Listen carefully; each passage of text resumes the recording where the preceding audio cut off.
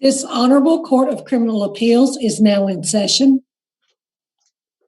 Thank you. This is the March term of the Court of Criminal Appeals in the Western Section of Tennessee.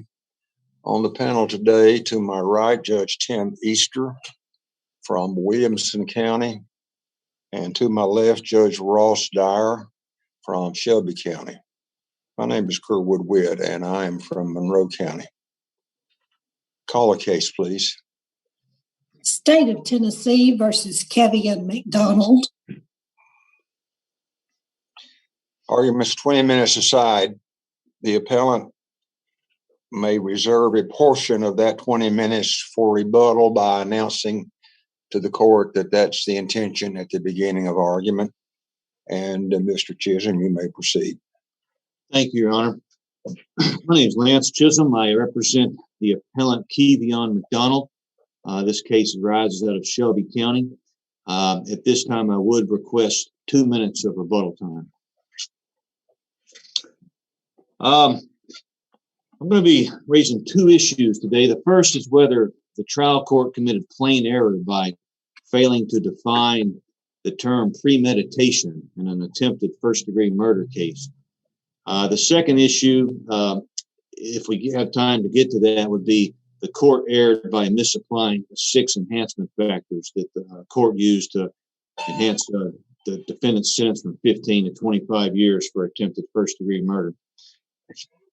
Turning first to the issue of failing to define premeditation, this was not objected to by the lawyers, the defense lawyer, and it was not raised in the motion for new trial. So therefore, we're bound by the plain error doctrine. But it's my position that all 5 of the plain error factors have been met in this case. The first factor is, does the record clearly establish what happened in the trial court? And the state concedes that the trial court did fail to define premeditation. And so the record does clearly establish what occurred in the trial court. The next issue is whether a clear and unequivocal rule of law was breached. And that's where the state and myself have a difference of opinion. I submit that a clear rule of law was breached in this case. That clear rule of law being the rule of law announced in our Supreme Court, Tennessee Supreme Court's case of State versus Clark, 2014. Clark says that trial courts must describe and define each element of an offense. Clark went on to say that a defendant's mental state is a material element of an offense, and the failure to properly instruct on a material element is a non-structural constitutional error. So, based on the Clark opinion, the court had a duty not only to tell the jury that premeditation is required for attempted first-degree murder, but also to define premeditation. And the state has the burden now to prove that that failure to define premeditation was harmless beyond a reasonable doubt. And I submit that that cannot be done in this particular case. I want to start out or continue on by saying the term premeditation is a technical term that has very specific meaning. It asks the jurors to carefully consider several things. It asks them to consider whether or not the murder was committed after the exercise of reflection and judgment. It further says that the intent to kill must have been formed prior to the act itself. It goes on to say the mental state of the accused at the time the accused decided to kill must be carefully considered in order to determine whether the accused was sufficiently free from excitement and passion as to be capable of premeditation. So this is coming from the first-degree murder statute. It actually defines premeditation, and the jury has to really consider these factors. You know, was the accused free from excitement and passion? Unfortunately, in this case, the jury was never asked to consider that because they were not given a definition of premeditation. So that's a huge problem, I would respectfully submit. Now, no case in Tennessee has specifically addressed the issue of a trial court failing to define premeditation in a first-degree murder case. The state hasn't found a case on point, nor have I. The state did point to a number of cases in other jurisdictions In those cases, there's kind of a split. Some of the cases say, yeah, you need to define premeditation. That's crucial. And other cases say it's not that important because most people kind of know what that means. It's a common term. However, I would ask this court to adopt the approach taken by the Florida Supreme Court in the Anderson versus State case, old case, 1973. It said premeditation is the ever-present distinguishing factor, and no doubt should be left in the minds of the jury as to its complete and full legal import. No door should be left open for confusion as to what it means. And I think that that's the best way of looking at this. The thing that separates first degree from second degree, the main thing is the premeditation. And so in a case like this, it was critical to let the jury know what they had to decide, about the premeditation. Failure to do so, like I said earlier, it was a huge problem in this case, and it's reversible error. Even though no case in Tennessee has talked about it, I still think it's plain error because of the Clark decision saying judges have a duty to define mental elements of a crime. Under Part C, a substantial right of the accused was adversely affected. Well, it was because the defendant had a constitutional right to a complete charge of the law that included defining material elements. So that prong has been met. The fourth prong of plain error is whether the accused waived the issue for tactical reasons. The state concedes in its brief there's nothing to suggest counsel waived this issue for tactical purposes. In fact, I can think of no reason why a defense lawyer would not want the jury to know the definition of premeditation. The last plain error. I don't see the Florida case cited in your brief. Did you not cite that in your brief? I cited it in my reply brief, Your Honor. I need to get over there then. Okay. Yes, I responded to all of the cases from other states. And like I said, the state seems to be arguing that some of those cases say that, it's common. It's common what people know what premeditation is. In fact, some of these cases from other states say it's favorable not to get a premeditation instruction because the common understanding of premeditation is it requires some lapse of time. But under our law, premeditation can be formed in an instant. But I still think that the Anderson analysis is much more in line with what the Clark case says, is that the trial court needs to define premeditation because that is the distinguishing factor, and there should be no room left for doubt. And something as serious as a first-degree murder case that carries this much time. So it really is going to come down to if this court agrees with me that a clear and unequivocal rule of law is breached, it's going to come down to whether consideration of this error is necessary to do substantial justice. And that's going to come down to whether or not this court feels that this error was harmless error or not. And I would just remind the court, it's got to be harmless beyond a reasonable doubt because we're in a constitution. This is a constitutional violation. So if you look at the proof in this case, the proof showed that the defendant and the victims were actually close friends. The defendant worked for the victim. The victim was a little bit older than the defendant. So the defendant worked for the victim, called the victim his godfather. They had been friends a long time. They go over each other's house. And there was no proof presented that the defendant had any type of motive to kill the victim. No statements from the defendant saying, hey, I'm going to kill this victim. What happened is the proof showed that on the night in question around midnight of October 4th, 2017, the victim and the defendant, along with two of the defendant's friends, were all at the victim's house, just socializing as they commonly did. They were smoking marijuana. And at some point, the defendant pulls out a gun and says, bitch, where the shit at? And points the gun at the victim. The victim reaches his hand out toward the gun, and that's when the defendant shot the victim twice in the hand. After that, the defendant shot the victim, I think, maybe in the leg and the arm, as like 4 or 5 more shots before the defendant left. So just looking at that right there, what happened inside the house, it really looks like some kind of spur of the moment reaction by the defendant, perhaps. Mr. Chisholm, how do you say that when, I mean, the law seems pretty clear. One of the things we look to when we look at premeditation is attacking an unarmed victim, which you have here, and then two, multiple shots. I mean, as I understand the evidence, yes, you're right. The first one, he stands up, they're both standing there, and he shoots him in the hand. But then, as I understand the testimony, the victim then kind of goes into a protect myself mode, and he gets shot again. Then when he goes down, he gets shot in the leg. He goes down to the ground. He shoots him twice when he's on the ground, and then he calmly leaves the house and then calmly comes back and shoots him 2 more times. I mean, those would all be, if this, in any other case, everybody would be arguing that's textbook premeditation.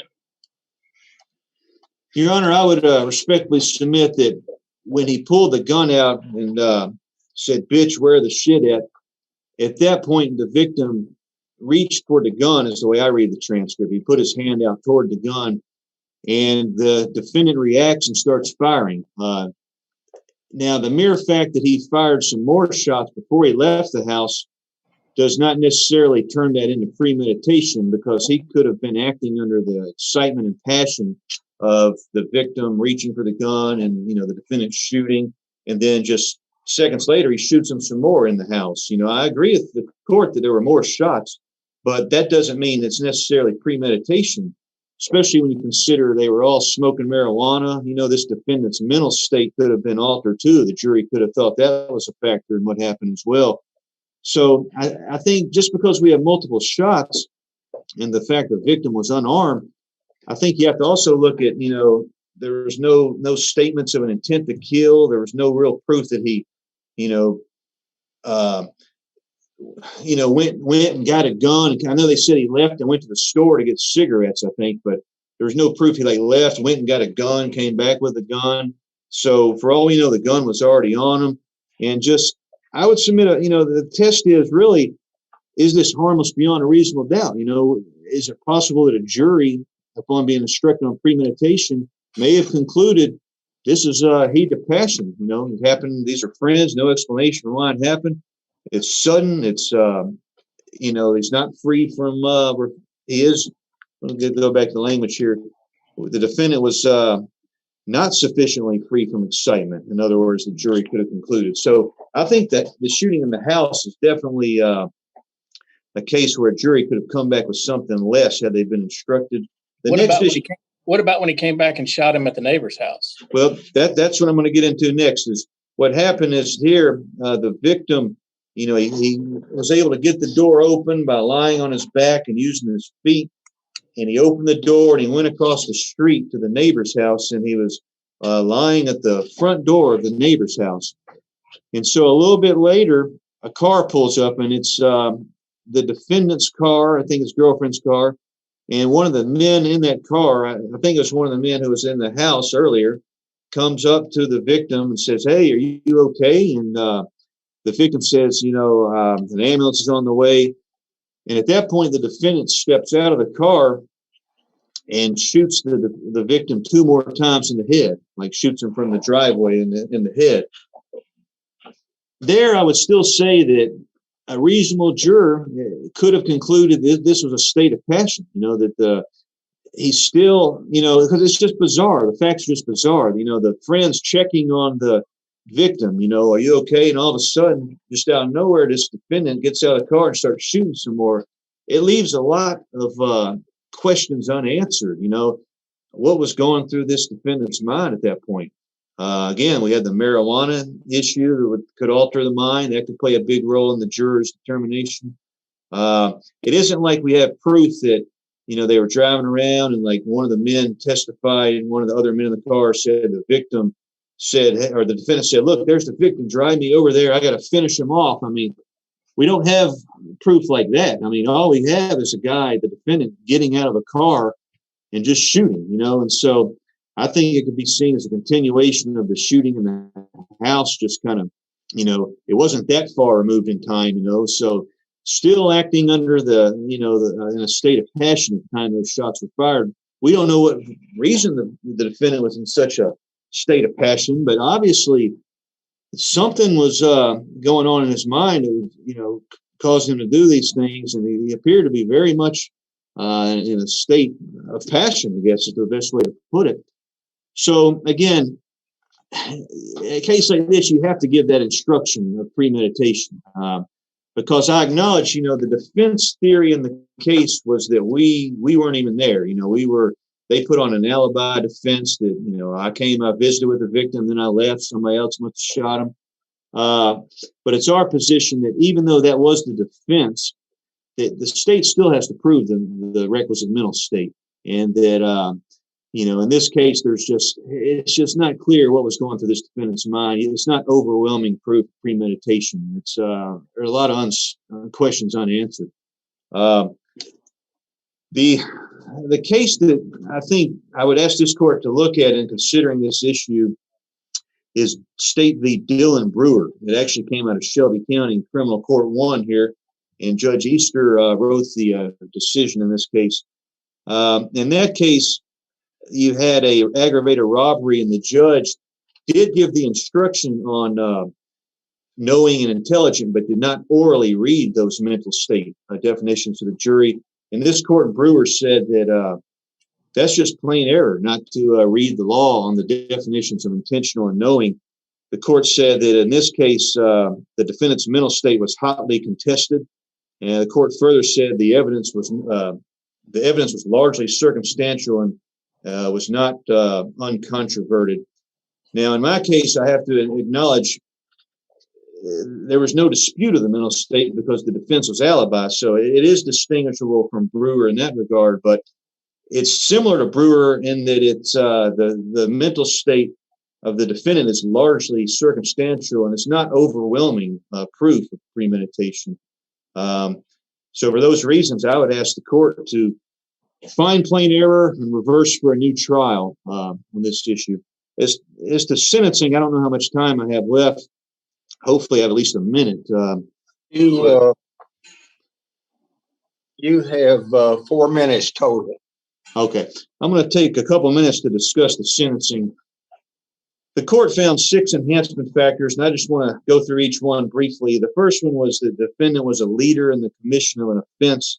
I don't think there was any proof presented that the other 2 men in the house that night participated in any way in a criminal act, or any proof that the defendant was really leading those men. So I would submit that that one really doesn't apply. The victim was vulnerable. The court said the victim was vulnerable because when he got shot in the house and he walked over to the other house, that he was rendered helpless due to being shot in the first house. But if you read the State v. Legs case, it talks about a physical, a natural type of disability. They're talking about, I would submit they're talking about like age or sickness, some type of physical disability. They're not talking about something that disabled you within the crime itself. And so I would submit that's a misapplication of that factor. Exceptional cruelty. Again, I don't think, there were definitely a number of shots, but this is attempted murder with serious bodily injury. And so I would submit it doesn't go above and beyond. The case that talks about exceptional cruelty usually deal with inflicting pain for the purpose of pain itself, kind of a torture type situation. And while this case is definitely brutal, I can't, argue with that. It just doesn't rise to the level of the exceptional cruelty enhancement factor. Possession of firearm, I think the law is clear. You can't enhance on that one because he was separately convicted of employing a firearm. And the last one, abuse of trust. These guys were both adult men. They were friends, and actually the defendant was younger than the victim and worked for him. So I think abuse of trust should apply more in those cases where an adult's abusing a child. I just don't think you should stretch it quite to this situation where it's 2 adult male friends. So I'd ask the court to find that none of these enhancement factors apply and sentence the defendant to 15 years. If there are no further questions, I would respectfully ask the court to reverse and dismiss, or reverse for a new trial, or reduce the sentence. Thank you. All right, thank you. All right, General. May it please the court, Brent Cherry for the state. I certainly have great respect for counsel on the other side of this case, but I would certainly argue with his interpretation of the facts here. On the first issue regarding the jury instruction and the failure to define premeditation, in my brief, I've gone through the plain error requirements, and of course the first one regarding the point that this is a clear and unequivocal rule of law. When I first looked at this case, I looked at that requirement and thought, of course, this is a clear and unequivocal rule. But then as I started looking at the cases and saw how the courts in other jurisdictions have addressed this, because I couldn't find any specific case in Tennessee that addressed the failure to give an instruction on premeditation. But as I looked at some of these other cases, it became pretty evident that many of the judges in these cases were looking at this kind of a situation and recognizing that jurors have intellect and ability to look at a case such as this first-degree murder case, and they understand what premeditation is without having been given a specific instruction to define it. And I think as we've heard Mr. Chisholm make his argument today, he's kind of he said a lot of things that kind of support the view of many of these judges. Well, General,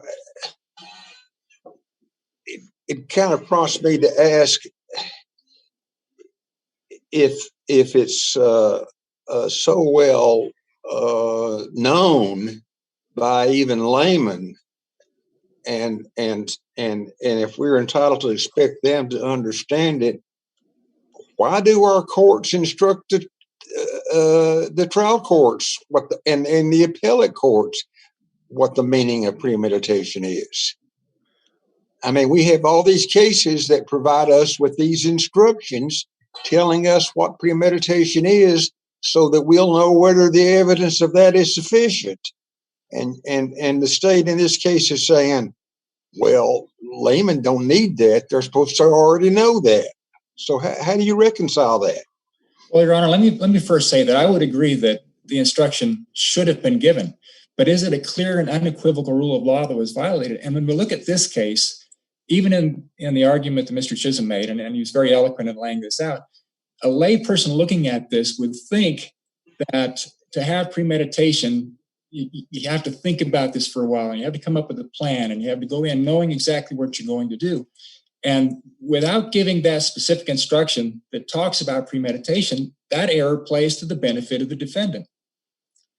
But even if we agree, and I'm not going to make a big deal about whether this is a clear or an unequivocal rule of law or not, because even if it is, when we look at whether this adversely affected the rights of the defendant and whether it's necessary to do substantial justice in considering this mistake, the state wins there. When we look at this, and again, going back to what is the jury capable of in considering these issues like this, I would refer to the Burcham case. That's a case out of Florida's Second District Court of Appeals, and there the court said, we do the average juror an injustice to suggest that he does not understand what it means, referring to premeditation. And then in Kansas versus Patton, the court said, the Kansas Court of Appeal there said, the lack of a definition in the jury instructions and the jury's reliance on its lay understanding of the term may favor a defendant, since the lay definition suggests that a longer period of reflection is needed to form the requisite state of mind. But remember that in this case, premeditation really wasn't an issue at all. The reason that this has become an issue now is because nobody recognized or really cared that definition wasn't given. The judge missed it. The attorneys at trial missed it. It wasn't raised in the motion for a new trial because premeditation really wasn't an issue. Now, Mr. Chisholm has argued today that the evidence at trial was lacking with regard to premeditation, but Judge Dyer aptly pointed out we have all kinds of evidence of premeditation here. We have an attacker with a deadly weapon against an unarmed victim. We have a situation where he came into the home late at night.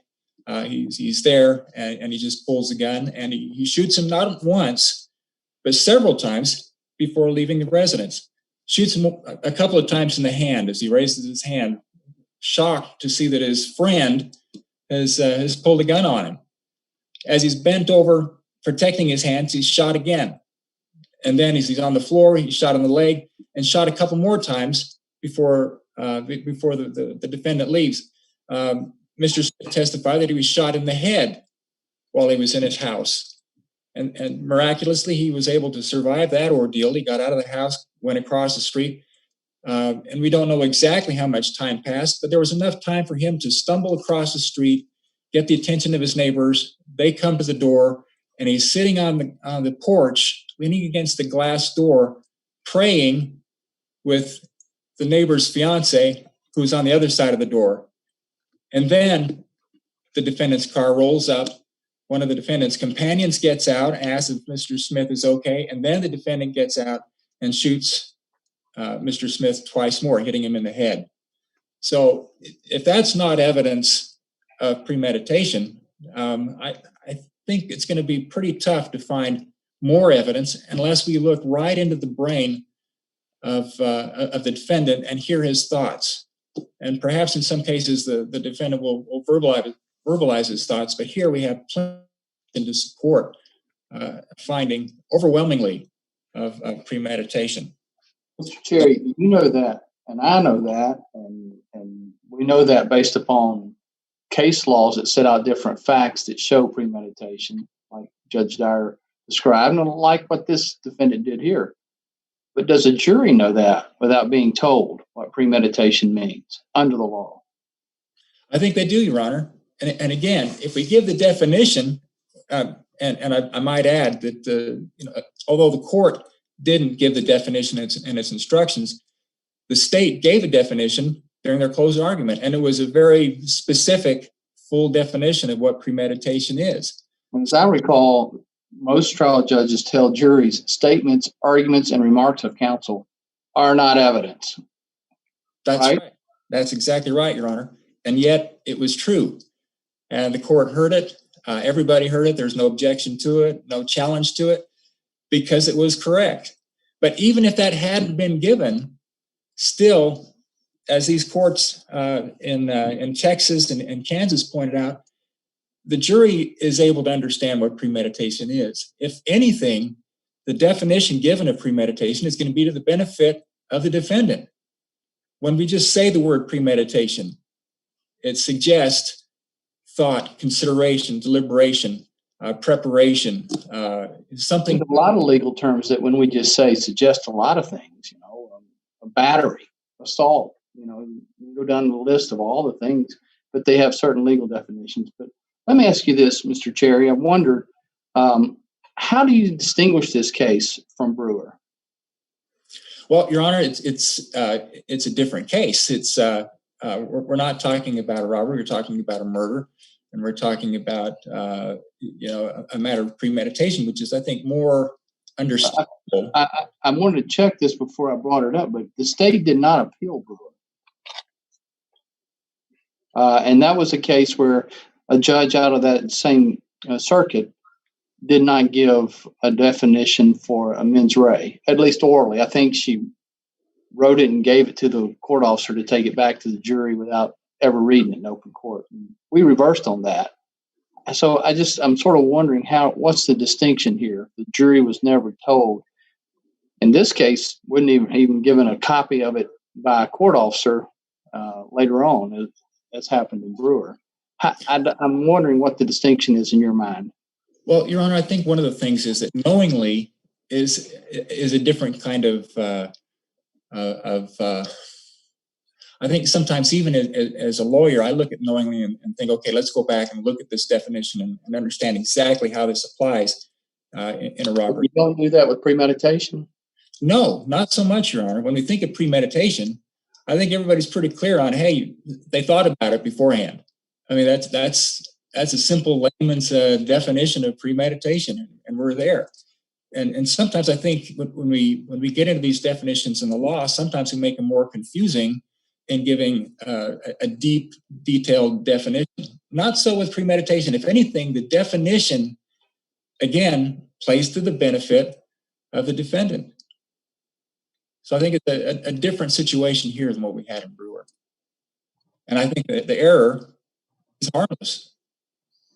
Just because the definition, as you keep describing it, plays to the benefit of the defendant, doesn't mean he's not entitled to get that instruction.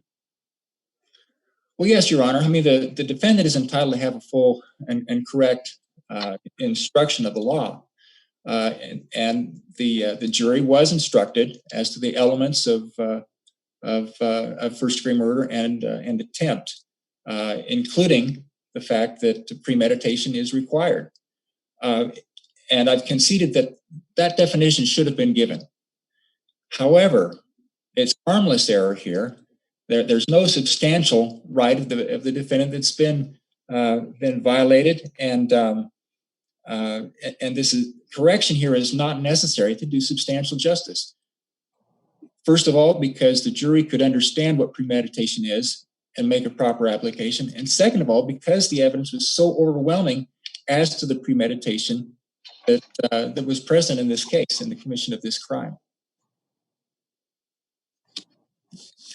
Now, as far as sentencing is concerned, the defendant, of course, challenges the trial court's finding of the 6 enhancement factors here. And if I may, I'll just run through those briefly. I've laid these out in the state's brief.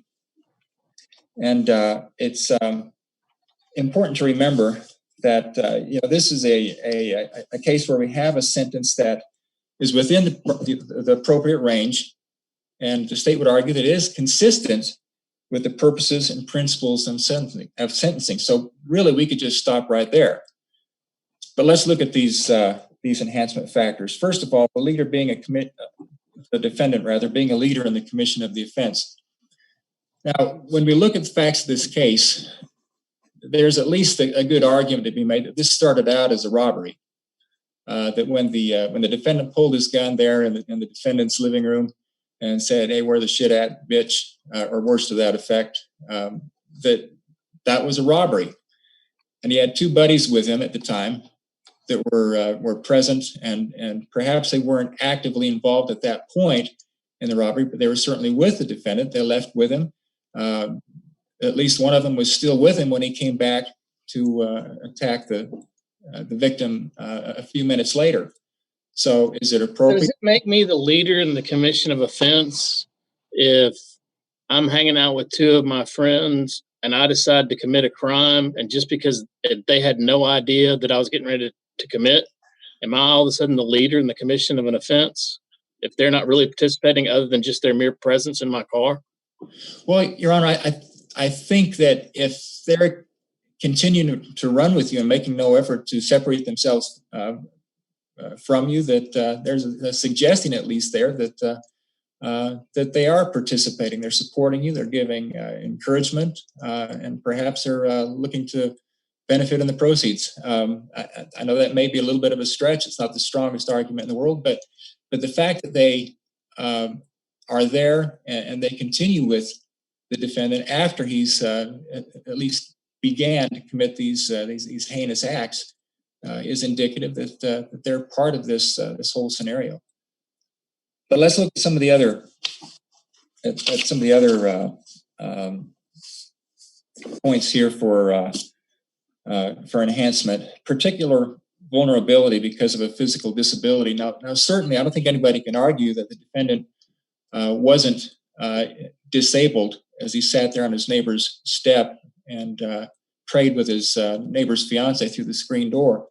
And of course, the defense has pointed to the case that says that this is supposed to be a natural disability. But if we look at the statute doesn't require this to be a natural disability. Instead, it simply indicates that particular vulnerability because of a physical disability is enough. But he's the one that made him disabled. That's right, Your Honor. That's absolutely correct. Now, on the first instance, when we're sitting in the house and he shoots him, of course, he wasn't physically disabled when he attacked him. But when he goes back the second time, and this man we know at that point his hand is crippled. We know he's lost blood, and he's sitting there on the step, unable to move very well even. And then he attacks him. At that point, he is particularly vulnerable because he has been disabled. And even though it is by the defendant, this is a point This where two separate offenses or one offense? well, I think there's an argument to be made that they are separate offenses, but at the same time, How is it charged? it's charged as a single offense, and we're talking about a single course of conduct. Well, then under your theory, if I shoot Judge Easter once, pause and shoot him again, and he doesn't, luckily he won't die, but he doesn't die, then all of a sudden you can enhance my sentence because he was particularly vulnerable when I pulled the trigger the second time? Well, Your Honor, I think if you shoot him the first time and he falls down, and you go to the soda machine and get a Coke and drink it and then come back and he's not dead yet, and then you shoot him some more, I think there's an argument there that you're taking advantage of his particular vulnerability. I think there's an argument that the state's trying to take advantage of the vulnerability statute. That's okay. Well, let's look at another one. You don't like that one, Judge? When you look at exceptional cruelty, the defendant shot Mr. Smith twice in the hand at close range, and that crippled him. He testified later how he lost his right hand.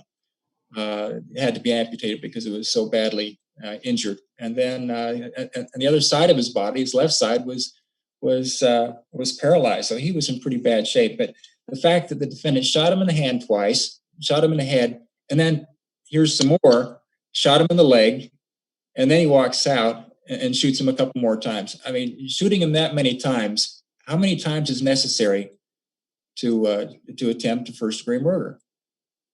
Was he shooting him for fun? Shooting him in the leg, I think he understood and knew that wasn't going to kill him, but he did it. Shooting him in the hand, he knew that wasn't going to hurt him. Even if we argue that was something that was an impulse that started this whole thing rolling, coming back and shooting him several more times. The court, I would suggest, properly determined that was indicative of exceptional cruelty. Employment of a firearm, I pointed out some cases in Tennessee where defendants were charged with the employment of a firearm, even though that was part of another offense. And I'm not going to make an argument that that's appropriate. I think properly that enhancement factor probably shouldn't have been applied. But let's look at no hesitation about committing a crime when risk to human life is high. This one is pretty tough, really, for the defense to argue with. We have a situation here where when the defendant came back and fired those last couple of shots at Mr. sitting there on the porch, and his testimony that he was leaning up against the glass storm door, that his neighbor's fiance was praying with him on the other side, and that's when these last two shots were fired. They were fired toward Mr. Smith, who was right there by the door. It hit him a couple of times, and right on the other side of the door was this woman, his fiance. She was unnecessarily put at risk, as well as the neighbor who was there in the house. We don't know exactly where he was at that moment, but we do know that other people were put at risk. So the trial court did properly find that the defendant had no hesitation about committing a crime when risk to human life is high. And to support this this enhancement, you only need one factor, and that one is certainly appropriate. As far as the abuse of a position of trust, again, I laid out some cases and some discussions by the courts about application of this factor. It's obvious from the facts of this case that the defendant had a close personal relationship with Mr. Smith. He'd been to his house on different occasions. He went out smoking pot with him. He even talks about how when he testified at trial, he talked about going over and seeing Mr. Smith that night. He claims that they went out together and they smoked some marijuana, and he left before these terrible events happened, and argued at trial that it wasn't him, that it must have been somebody else. But there was certainly a close personal relationship between these two men. The defendant referred to Mr. Smith as Pops, And Mr. Smith referred to the defendant as his godson. They'd known each other for a few months, where the defendant had worked for him. Now, the issue becomes, did the defendant take advantage of this personal relationship, this close bond that they had, to commit this crime? And it's clear that the defendant would not have been able to go in to Mr. Smith's home. He wouldn't have been invited in late at night with his two companions that Mr. Smith didn't know, but for that close personal relationship. The defendant took advantage of that close personal relationship to go into his home, to be there close with him, and then started shooting him. And so based on that, the state would suggest that it was appropriate for the judge in the trial case to apply that factor. Again, this is a sentence that is consistent with the purposes and principles of sentencing, with or without enhancement factors. We certainly have at least one of these enhancement factors that works in this case. Several of the others, I would concede that some of these are a little bit questionable, as we can see just from the argument that I've had with members of the court here today. But That's your time, General. I'm sorry, is my time up, Your Honor? I said that expires your time, please, sir. Okay. Yes, I've done. I think I've laid out everything I need to, and I've encouraged the court to affirm the judgment of the trial court. Thank you, sir. Mr. Chisholm, if you can rebut in a minute or less, you're welcome to do so. Yes, very briefly, Your Honor. The abuse of trust, I think if we apply that in this case, that could open the door to really it being applied anytime you're friends with somebody. Of course, they feel comfortable coming over your house. Enhancement Factor 10, I think that there was proof the lady was there at the door when the car pulled up, but the reason I made that argument, I don't think there's proof that she stayed there. I mean, how do we know she didn't get up and leave when the car pulled up? So I thought there was enough there to argue that Enhancement Factor 10 is not applied, because she was not still there at that door. Again, I don't think we should leave it to the 12 jurors and just assume they understand the legal definition of premeditation. Like Judge Witt stated, we have these definitions for a reason. They have a lot of technical meat in there about, what the jury has to find about lack of passion, et cetera. So, just hoping that they understand it, that's just not going to cut it on a first-degree murder case, something of this magnitude. We have to ensure that they are properly instructed so we can know that they properly considered all of the elements of premeditation. And I could understand maybe if it's a case where it's such clear premeditation, it's harmless. But in this case, it's just a bizarre shooting with lots of unanswered questions. And for that reason, I'm asking the court to find it's not harmless, certainly not harmless beyond a reasonable doubt. So I would ask the court to reverse, and thank you for your time. All right, thank you. Thank you both for your arguments today. That concludes the arguments in this case. This court stands adjourned.